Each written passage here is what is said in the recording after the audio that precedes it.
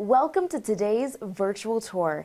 100 years ago, after World War I, the major powers of the world transformed the Middle East. Their decisions had a profound impact on the region and set the stage for the founding of the modern state of Israel after 2,000 years. Take a look. It happened on April 25, 1920. Representatives of the great powers who triumphed in World War I met in the Italian town of San Remo to divide the Middle East lands they conquered. 100 years later, the leaders of the great powers who came to San Remo are long gone. But their decisions made history and transformed the Middle East. For the first time in nearly 2,000 years, they called for the establishment of a Jewish homeland in an area called Palestine.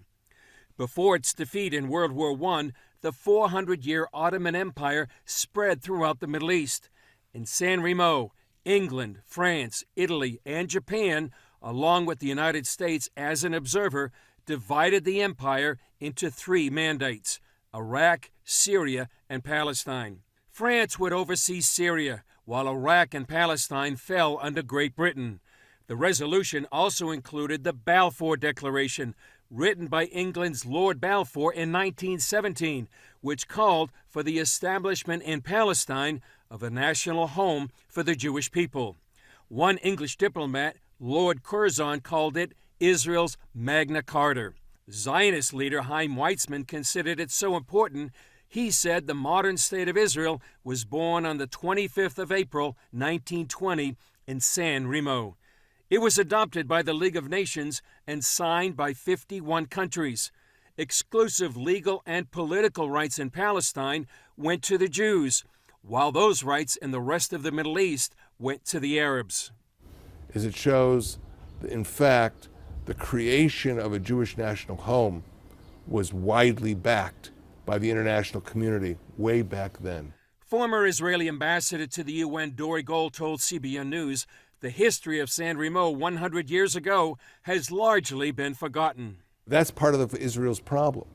Why is it that it's fighting for its legitimacy all the time? It's because the international treaties and agreements on which the state of Israel is based have been forgotten. Our role is to remind the international community what are Israel's legal rights, what is the basis for the legitimacy of the modern Jewish state.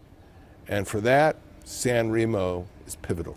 Gold says Israel's adversaries are trying to rob Israel of its right to exist by rewriting history. I think now people will have to learn this history properly and not allow some professor or some media figure to distort what went on 100 years ago. 100 years ago, it was clear as day that the restoration of a Jewish national home was supported by the majority of countries in the world.